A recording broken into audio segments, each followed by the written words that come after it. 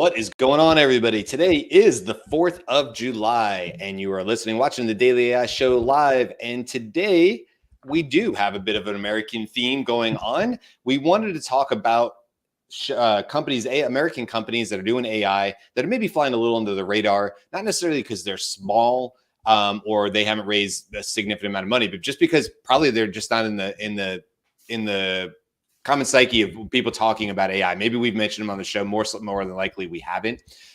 So with us today, you can see I'm all ready. I've got my Bucky shirt on. I'm feeling the American spirit for 4th of July.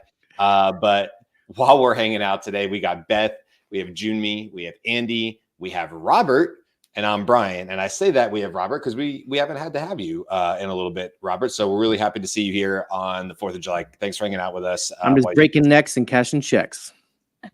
Well, we're happy you're here. So the goal, like I said today, is to really just sort of talk about some companies that we find interesting and individually interesting. So it's always fun for us with these types of shows because we don't really know what the other person's bringing to it. We do that on purpose so that it brings in more natural conversation. We're not all ready for the next one to be, and we can just react naturally with it, have a conversation along with you guys. If you're hanging out with us on the comments, thanks. Appreciate you guys being here, hanging out with us on if you're in America on American holiday. Most people would be off today if they're able to. So let's kind of dive in. I know we were talking about a few. Jimmy, you said you had a company you wanted to share about it. So you want to kick things off for us? Sure. Yeah. So the company I delved into, AI joke there. That's an AI insider joke. Yeah. Right. It's called Atomic AI. And I will admit one of the reasons why I was drawn to researching this company a little more is because it gave me a definite circa 1950s vibe by calling themselves Atomic Everything, right? So Atomic AI is a biotech company, right? They started in San Francisco like a bunch of others. They had a $7 million seed round. In the last year, they secured, I think, like another 34 million. But yes, they are AI-driven RNA drug discovery. So they created, I believe they created the first generative LLM called Atom 1 to help generate possible RNA sequences and 3D models to help discover new drugs to be treatments and cures for what they deem or what people in the field deem undruggable type of diseases like cancers. So specifically, their systems have been able to identify possible treatments for, I believe it's called MYC and KRAS components that are in like 75% of cancers, and help design drug treatments to cure those particular diseases. So they were that kind of jumped out to me. Now that they are RNA focused as opposed to protein focused, which apparently the biggest jump or the biggest separation between the two approaches is there's a ton of data to work with for proteins, but not a ton for RNA. And that's why they had to create their own model, and they have this new parse system. So they combine their model use with their experimental lab to just create these these new approaches and these new possible drugs that can cure these diseases. So that's the gist of what they do. They're a relatively small team. And again, I said they're based out of San Francisco. They are I think they hit all of the check boxes for today, in which they're not a unicorn company, so nobody knows about them. They made their big splash back in the beginning of 2023. That's where all the news articles seem to be about the kind of work that they're doing. So for the last year and a half or so, they've been kind of flying under the wire, but really potentially impactful work and all behind the curtain, all behind the scenes. So we won't hear probably a lot of them until, we hear, oh, hey, there's this new drug this pharmaceutical company's making, and they got the recipe from Atom or Atomic. You have to appreciate when a company can still fit everybody that works at the company. I'm assuming everybody that works right in a single photo, definitely. That's a true sense of a real startup. As this company grows, like so many, I would imagine that you start to see like where they have to stand on a ladder, then they have to stand on a roof, then they have to stand on the second story in order to get everybody in, and it just expands out and expands out. But it's actually, this is very, very cool to see. What I assume, of course, I don't know, but what I assume is actually their team there. So good call out on that. That's really, really cool. And also, I think it's just, I'll just say personally, I love seeing these stories over and over again about what they're doing with this. Same thing with RNA, or they're going into the proteins, or they're using synthetic data, any of the above here, where these companies are going in and really trying to find these like novel ways of creating new drugs to combat disease and things like that. I truly believe that this may actually be the cure for cancer and other major disease states and stuff like that. Of course, there's many different types of cancer. So but I really do. I think in my lifetime, I'm more confident than ever, based on companies like this and AI, that we're going to get there, because now we're able to do the work of literally thousands, if not millions, at some point, of the smartest humans in the world, all concurrently working without break for as long as we need them to work through these, these different trials and things like that. So it's really, really cool. I think this is a cool company. This is a good call out there, Jimmy. Hey, what's going on? We have Carl just joined us as well. So we also have Carl coming in as our lone Canadian, celebrating our Americana show today, even though I know we don't have all our followers in different countries and stuff like that. But welcome, Carl. You're on mute. If you said anything. All right. I was trying to put all the stuff into the stream. Oh, by my wristbands? Was that what You're just distracted by all the I was kind of distracted by the headband. I was like, are you planning to work out while you're doing the show? This is just how I how I live on 4th of July. This is how I do it. This is what I'll be wearing for the day. No, I don't have a Buc-ee's close by to me, but if I did last year on 4th of July, we're at Buc-ee's, which is what made me think of it. And it was nuts. It was nuts. If you don't know what Buc-ee's is, if you're listening to this, you're like, what is he talking about? Buc-ee's is a very, very large gas station. That's the best way to put it. It kind of fizzled after you said gas station. It's like it's the gas station. Yeah, it's a very big gas station. Like it's a theme park. You'd think it was a theme park by the look at the shirt, but no. But basically a gas station, but it's a gas station that has over 100 pumps. Yeah. Right. 100 places to get gas.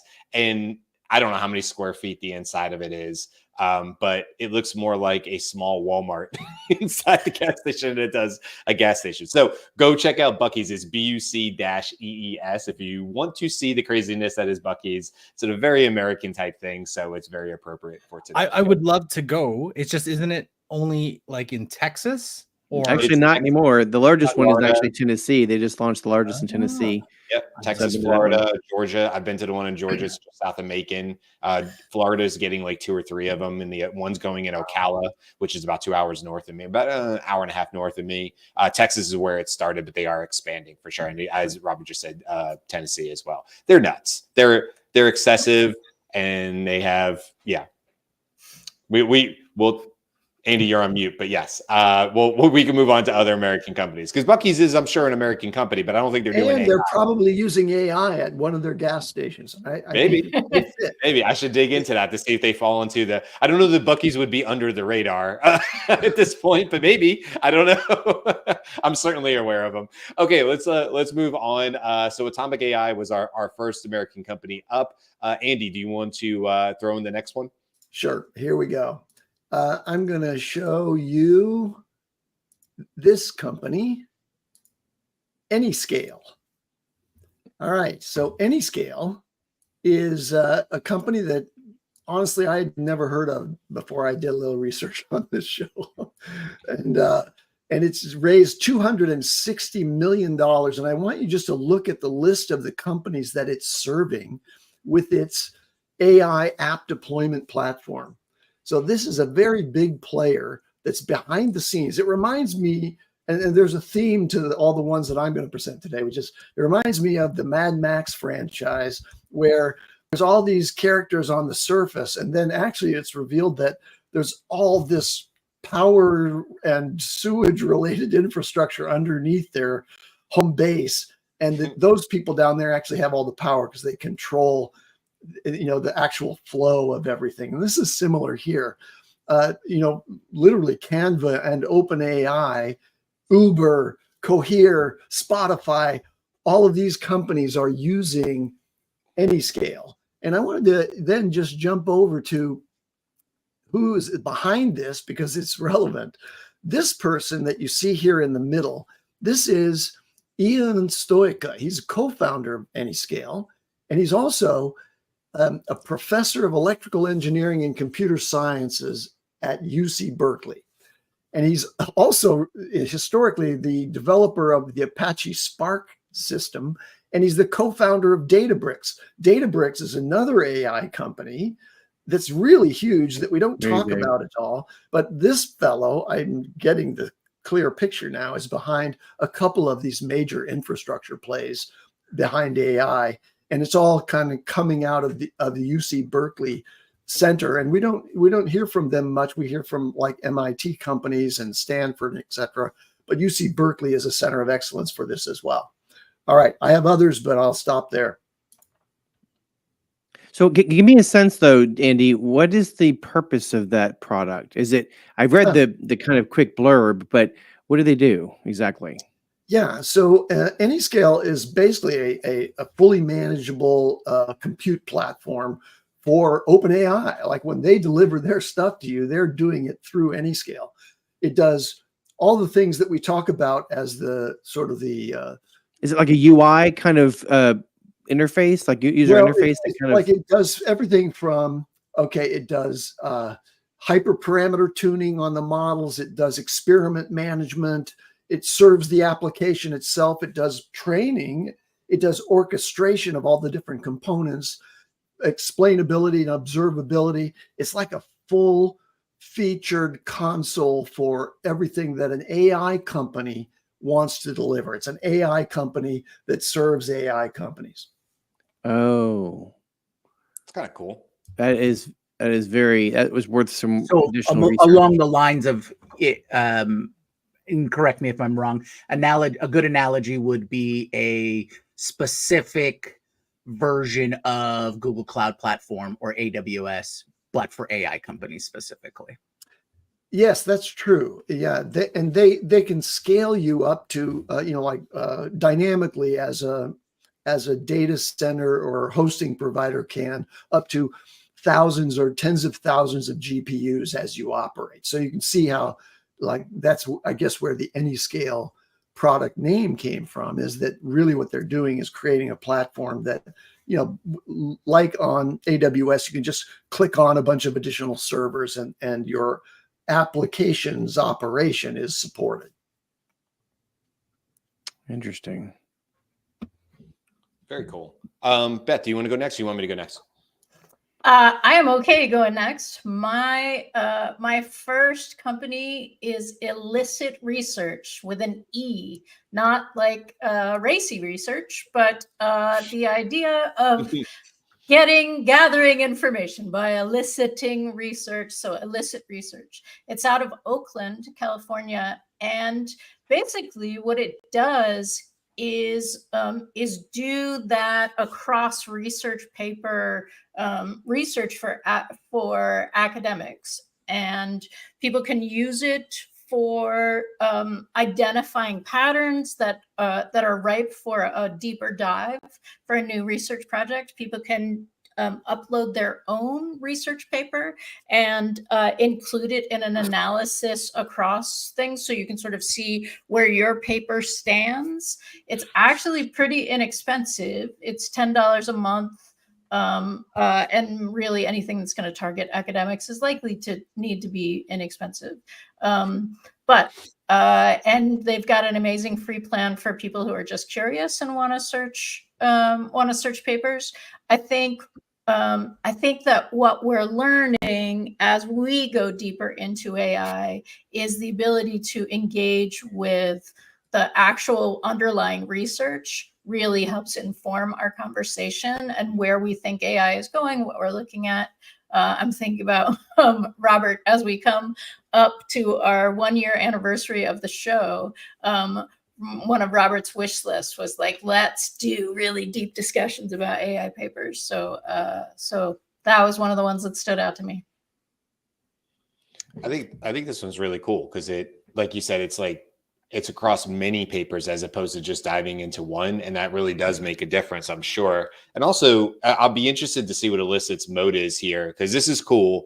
But I would say if you're a company like this, I'm curious what their AI advantage is that maybe a Google wouldn't be able to quickly soak up, maybe whatever. We've seen the ones where I can't remember what it's called anymore, but it was the Google Labs one where it will basically create a podcast out of a PDF. So I could see this being really, really cool with something like that as well, where to your point, Beth, it's like, oh, here's 3 or 4 or 5 papers.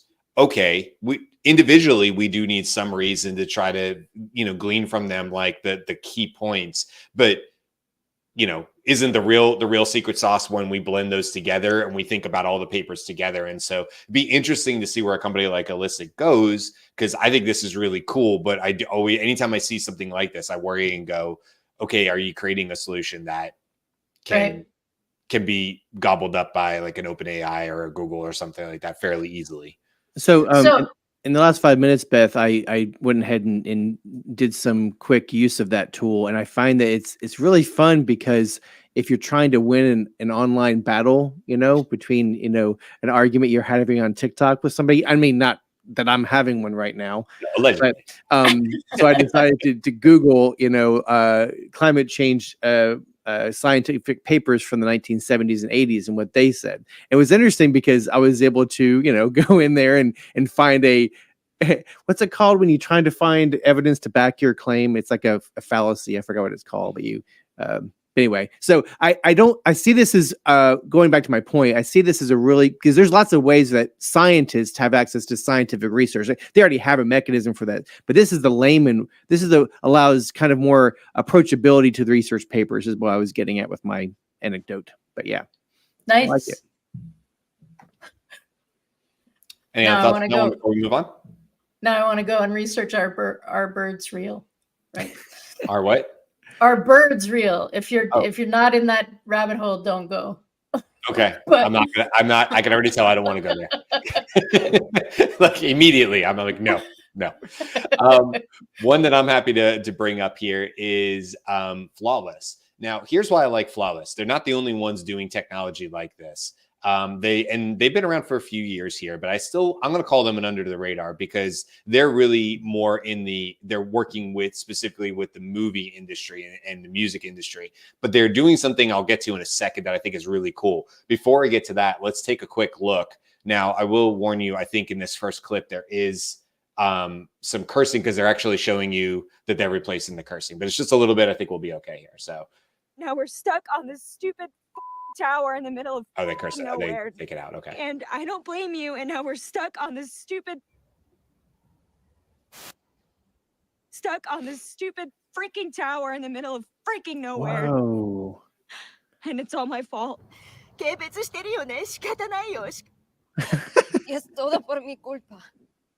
Now we're okay, so that was a really quick clip on it, and I'll talk. There's something else that I'm going to jump to that I think is super cool about them. First of all, I think flawless is a great word because you could stare at that actress's mouth all day and her lips. I don't think you could tell for sure. It's doing mapping of her face and things like that.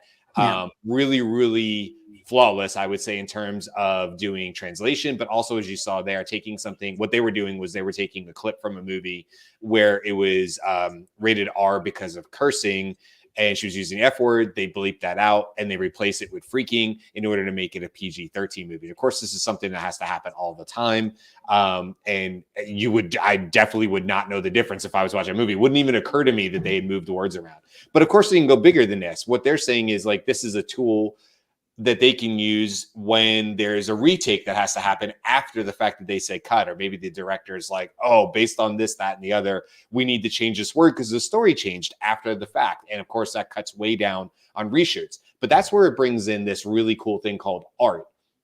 And so I just want to talk about what is art. And the art is their artistic rights treasury. And what they're doing, if we just leave this up on the screen here, you'll kind of get a feel for it. They have a just sort of a GIF here on the screen. And what they're basically doing is it seems to be a conversation that's happening between the major people involved. Like, so the actual actor, and you can see here, everything is going really well. I know you have a crazy schedule, and it says something like, we used AI to change these 3 words. Do you approve that? And so it's this whole system of making sure that things are done the right way. This isn't, you know, them going in and changing lyrics or putting everything in Japanese without asking first. And so I think it's just a really cool idea what they're doing with this. It's rights-enabled AI workflows. Art provides a way for capture, honor, and manage the consent needed to use AI tools in existing workflows. And then it goes on to say, for example, when adjusting dialogue in post-production, AI tools offer a cost-effective, flexible way to deliver and creative intense while maintaining original performances without demanding full-scale reshoots. To do this, however, likely requires a specific agreement upfront or at the time this virtual reshoot takes place.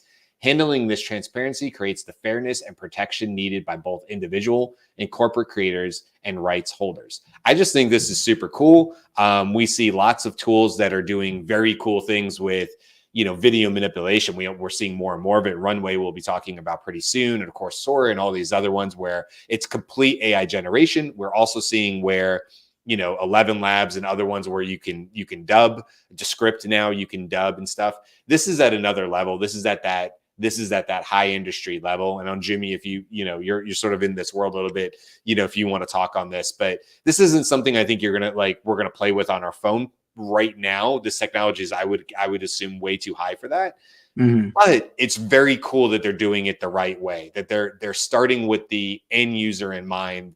And do we have the rights to do this? And one of the things they actually talked about in their press release is that they got,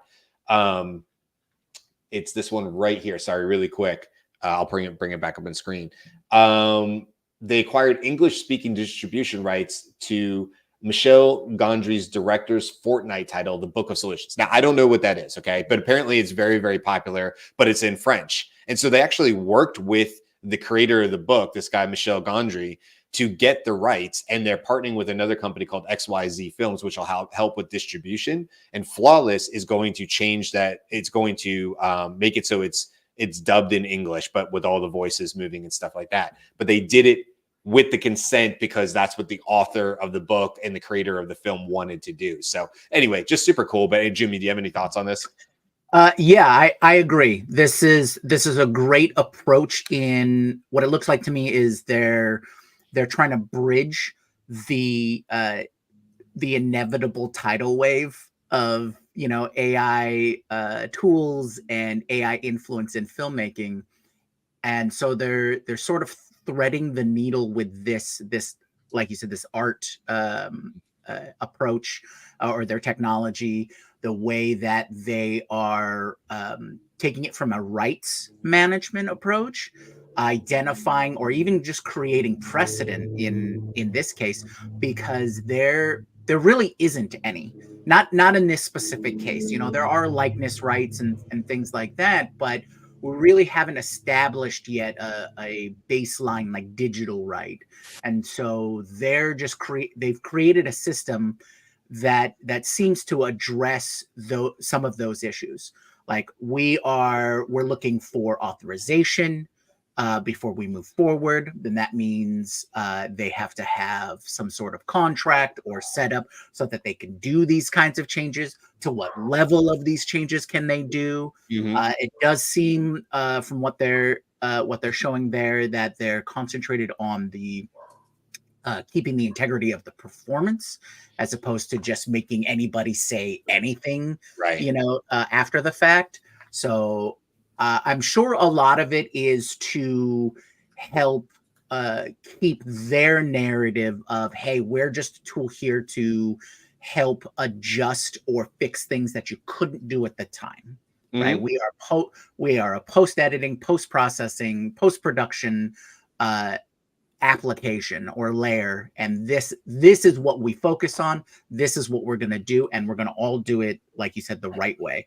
We're going to communicate with you. You're going to tell us, yes, this is fine, and then we're going to move on. I did find it interesting that they secured the rights specifically for the English translation of what that movie's going to be out of that translation of the book, and then for the movie rights for that. So that's a little more in depth than I expected that they would have to go into, because normally what I've seen from Flawless is they are on a film studio level where that's who their customers are. That's who their clients are. So seeing them work specifically to get those digital rights or that management rights for that particular IP is definitely a little more in depth than I expected them to do, and that might be a precursor of what might need to be done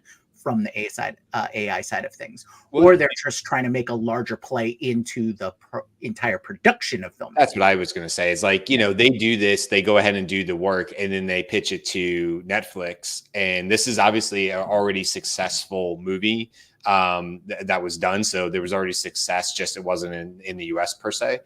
So I wonder if by doing this, they're making a play into, getting the rights, doing the work. And now with the rights and the work, they basically can bring this. And we know Netflix does this. They buy up movies. And by the time we see it, it'll say a Netflix production. Well, it wasn't. It could have premiered in Cannes, whatever it is, the filming thing. Cannes. I didn't get any of them right. Cannes. It's okay. Cannes. We'll go with that. You went to France. You should know this. Well, yeah, my wife will know this. Yeah. A few days. They premiere there, and then anyway, Netflix will say, oh, it's a Netflix, because they bought the rights to it. So I'll be curious to see if they do that with this one. Anyway, it's a very cool idea. They say increase on-set efficiency, perfect your story, design for editors, immersive audience experience, increase revenue. So you can see where, these are the bulleted taglines on their site. So you can kind of see what they're actually going for on this one. So anyway, that's one of them. I have another one, but we'll kind of go around. I don't think have we gotten everybody? We're going to go second round. We got a little bit more time here. Carl, did you have any, or I know Robert, we were talking before we went live on it. Carl, do you want to call out any Canadian companies? I mean, it's okay.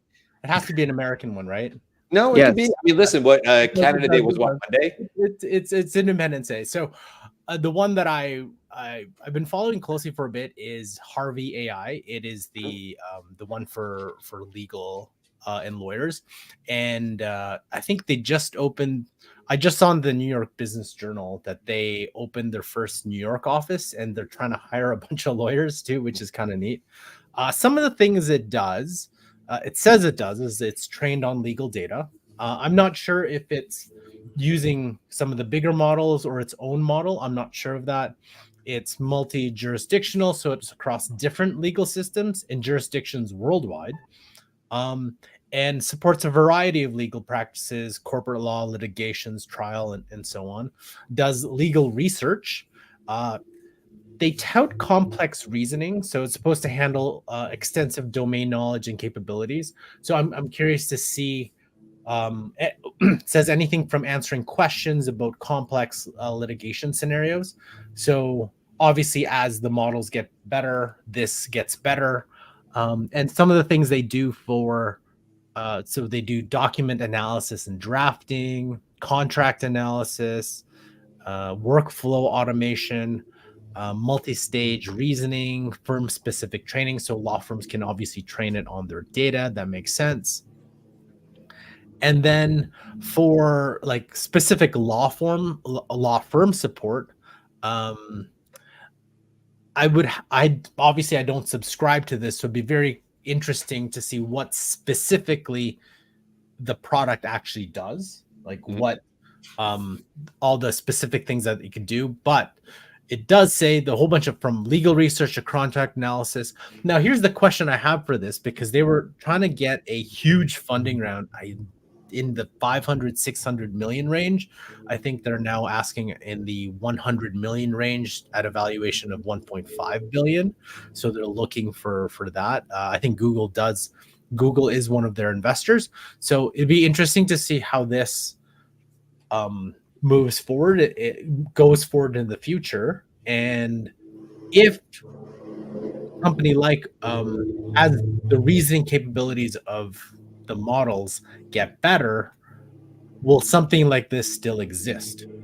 Because if I was reading all the things that they do, technically a ChatGPT or a Gemini or any of the models could technically do it. Maybe not the automation part, but some of the reasoning part, analysis part, document drafting, does it really need to be fine-tuned? So that's a question I have, but it was just an interesting one for a very specific industry that You know what this reminds me of, Carl, is Cassidy.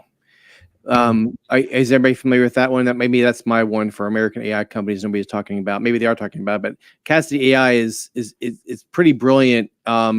Because while I was looking through that video on Harvey's website, they kind of show what they do, and it really allows you to train it. I know that's something that a lot of models do, but it allows it to understand a little bit. You can upload 1,000 documents on this Harvey, and to understand that you can select which documents you want to use to produce whatever you're trying to produce. Yeah. That's pretty fun. Cassie does similar. You're giving it a knowledge base. You're constantly updating it so that you can ask it questions. So it's like a RAG, but not quite as limiting as a RAG. It's more modular. I just love Cassidy. So I think what the interesting piece of this is one of my friends who practices law says that from a trial law perspective, AI probably won't replace, just because there's so many different elements and you're in trial, right? But if you're a barrister or someone who doesn't go to trial, then it's like, if you're in high school and that's where you want to go, probably not the best idea to go in it, just because. And for those who are American who don't understand what a barrister is, they're the ones that wear the wigs, and they're weird. What? Really? That's the UK barrister. The UK barristers, they wear the wigs. At least from my experience from a fish called Wanda, and he wore a wig. What is it called with a person who works at the bar? Aren't they a barrister? Not in the United States. No, so obviously whatever they're called. So there's trial lawyers, and then the lawyers who do everything else. Right. So the people who do, so the lawyers, whatever they're called, who do everything else. It's a like attorney at law. Yes, even something as simple as being a notary, right? Like, what are notaries, or even paralegals? That's another thing. It's like, what is the impact of AI to the legal profession from a whole? And I think people are like, it'll never replace legal because you can't get. It's like, but legal profession is not just people arguing in front of a judge. There's a lot of different things, right? Contract law. There's a lot of things that paralegals are doing now, AI will be doing. And you could argue the case, well, they still have to have a human oversight. You got somebody out of college who's being a paralegal. They make mistakes too. So it's not like you're not gonna have to review the research of your AI paralegal. It's gonna be the same level of trust that you have to have, I guess. I don't know. So this brings up an interesting question that I'm sure we'll address on a future show, and it's not what the show is about, but it's something that Matt Bean gets into in his book, The Skill Code, which is about what are you doing if you're replacing all your junior people building skill with AI? Because where are the next partners coming from in a law firm, right? What That's a good point. What are you doing? Like, can you replace them? Probably yes, 100%. Will you regret it maybe in 30 years? Maybe. right? Yeah. Like there's that kind of piece. Because Fascinating book. you're right, Beth, because we're always talking about, oh, the focus is, hey, the people who know, experts in the subject would know how to control the AI or use it to its max capability in the field. But if you don't have people who are the experts who have used it since the very beginning, then how do you know? But the argument against that would be, well, wouldn't AI just, because its reasoning is higher and higher and higher, do you really need the experts? Which is a very interesting concept too. Lots of stuff. All right. So I had worked up 5, and I have I'm going to drop that now to just one other that I want to introduce you to. Do I have time to do that?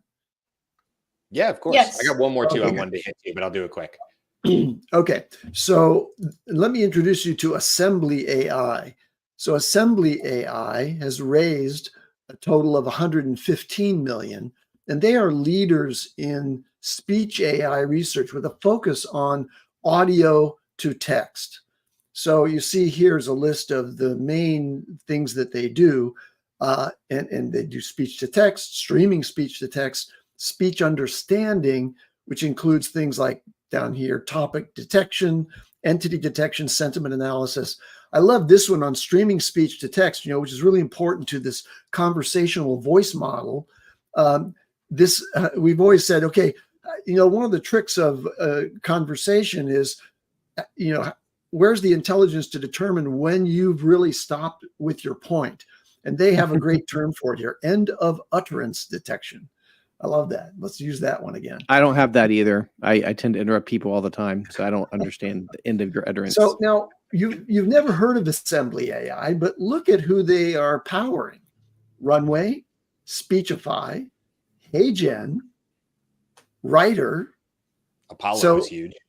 This is another example of a company that's really focused on a certain aspect of what's going on in the AI stack, but they don't get a lot of juice out there in the PR world. But Assembly AI is behind a lot of what's being done operationally with audio to text transcription and natural language processing, which was really the foundations of AI, right? Understanding what is being said for Alexa, for Siri, etc. That was a key part of it. And this company is really at the cutting edge of that in research. Yeah, I have used them and they are so fast, right? Hour and a half, like MP3 or audio file. It does diarization, which is just identifying the change in speaker and knowing that the first speaker that they identified, right? I do it with our stuff. So the first speaker is Brian. We know the first speaker is Brian. So when you speak again, Brian, like it comes back to speaker 1, right? It's so fast. It's really great. First of all, before I go into my last one real quick, was a company called Bridge, which I'll bring up here in a second. I just want to say that while you guys were talking, and I'm sorry if there was some noise there, I literally had 100 4th of July decorated golf carts go by my window. So I'd forgotten in my neighborhood that they were having a huge 4th of July parade. I live in a neighborhood, to call it a neighborhood is silly. I live in a neighborhood that has over 6,000 houses in it, but it is technically one neighborhood with small neighborhoods in it. And yeah, it just is. I was like, what is that car? And I think, Jimmy, you were even like, what is that humming or whatever? And this car was just sitting outside front. And then I was like, what is he doing? He's just sitting in the middle of the street, but he was waiting for all the golf carts. I guess he was the leader. The car was the leader. And then literally honking horns, 100 golf carts just went by me. Very cool to see with all the kids waving their flags and stuff like that. Very, very 4th of July, very Americana. So wanted to share that really quick. Very Florida Villages kind of stuff.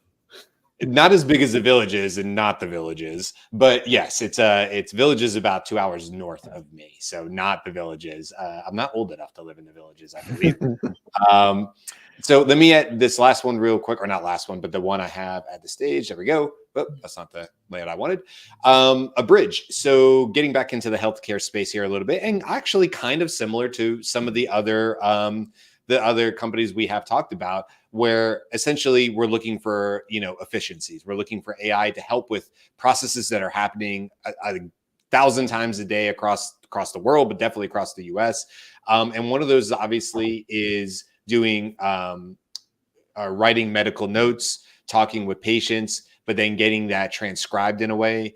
I was never a doctor, never played one on TV, but I was a firefighter and EMT. And so I do have a lot of experience writing what we call PCRs, which are patient care reports. And I obviously have hundreds and hundreds of calls that I went on over the 5 years that I was a domestic firefighter, where I talk to patients. It's happened all the time. And I can tell you one of the things that really, really takes a lot of time is putting the notes together.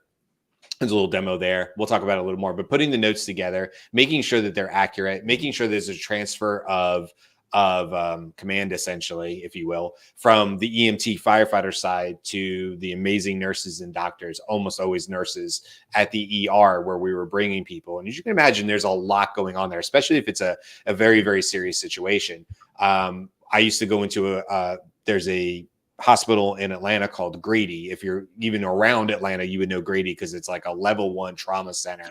Amazing facility. But you really only want to go to Grady if you're in trouble, right? And so, like, if you need an expert dental physician to come in or surgeon to come in, these kind of things. And so there would be tons and tons and tons of people in the room, and I can just remember just how chaotic it was. And so, not that this is exactly what a bridge does, but it's in the same area, which is what they're doing is going from conversation to clinical notes with AI, and maybe more on the PhD side of things, maybe more on the doctor side of things. But I just love seeing companies like this. It's saying 70 hours plus saved hours of time consuming documentation per month per clinician. 50 specialties, 14 languages, 91% AI generated, creates complete, highly accurate, structured clinical note drafts. And if you can remember in the old days, what this really was, a physician would come into the room and then they would stand outside in the hallway and they'd say, patient presents with blah, blah, blah, blah, blah, blah, blah. And then somebody else had to take those notes. It wasn't the physician doing it. Somebody else had to take those and put them into something that seemed coherent. But there was a whole other layer of person there.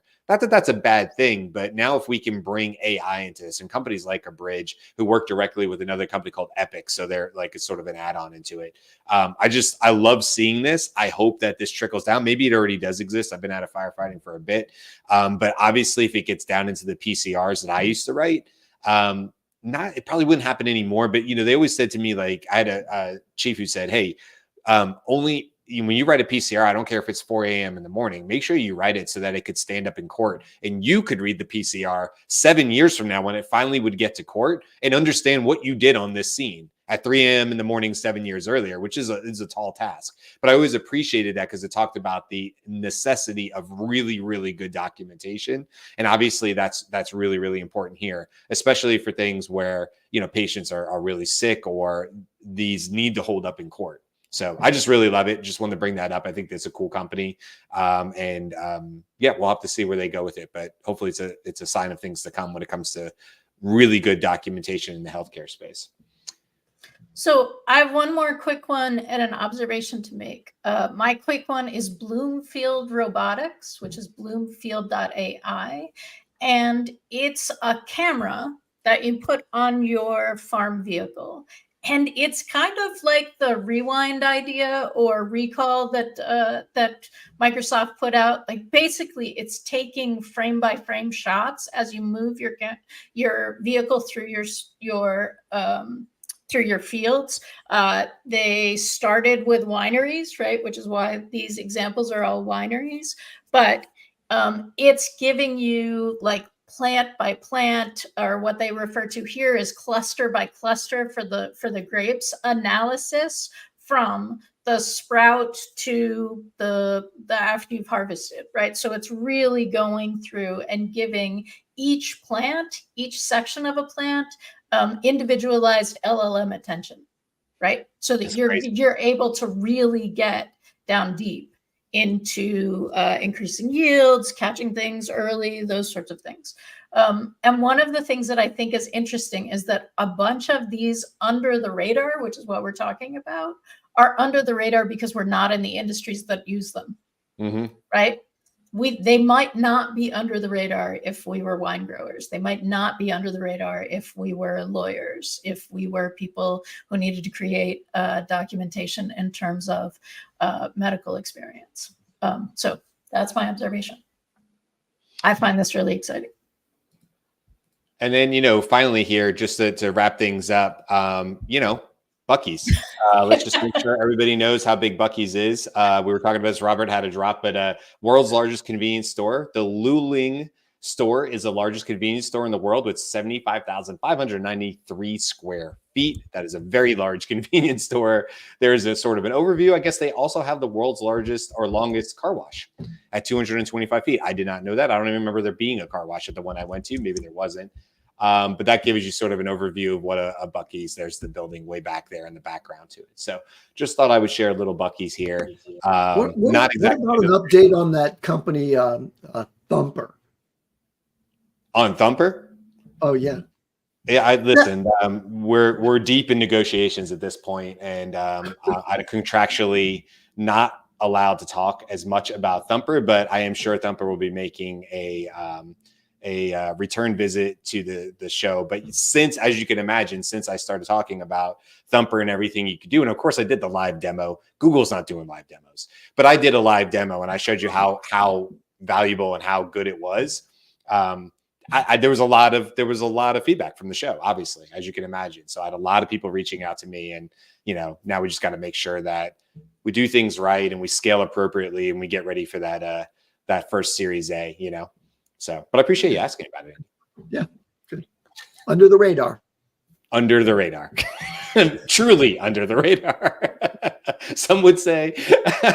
Okay, we'll wrap it up there. Thanks for hanging out with us, guys, on the 4th of July. Thanks, Justin and Jen and everybody else in the comments. Thank you, Carl, for coming and hanging out on our 4th of July edition, and Robert, who had to drop, but he was here for the show. Appreciate it. Always good to see Robert's smiling face. So we will be back again tomorrow. Tomorrow is our 2-week recap show. So we'll be talking about maybe some, Andy, you said you had a few more companies. Maybe we'll bring those up on the show tomorrow. It's a good time for us to stop, pause, not necessarily bring up a new topic, but go over some of the things that were either missed or we just want to come back around to, because everything changes in AI. And sometimes even 2 weeks later, things have moved, things have shifted. So we'll be talking about those as well. And then over the next 2 weeks, guys, we have all sorts of amazing topics coming up. I would just give you a sort of a highlight here. We have everything from talking about LangGraph. If you're familiar with LangChain, we'll be talking about their product LangGraph. We're going to be talking about Runway's Gen 3 Alpha. Is learning the code a waste of time? We have some interesting takes on that. We're going to be talking about Max Tegmark's book, nearly 7 years after he wrote the book Life 3.0, and talking about his take on AGI. Now, what does that look like? How close was he talking about that in a fiction state 7 years later? So we'll be talking about that. All sorts of fun stuff over the next 2 weeks. So make sure you guys keep coming back. Go to thedailyishow.com if you want to see any of the shows that we've done up to this point. We're now at, what, Jimmy, is this, 235? Are we past that now? What are we at? 239. 239. So 239 live episodes at this point. You can check them all out at thedailyishow.com or go to YouTube if you want. You can also sign up for our newsletter. Our 5th edition will be coming out this Sunday, and we cover a whole lot more in the newsletter than what we just talked about on the show. So with that, we'll say goodbye. Happy 4th of July to everybody who's in the States and is celebrating today. I hope you have a ton of fun, safe fun with your family, and we will see you again tomorrow. Bye, guys. Aloha.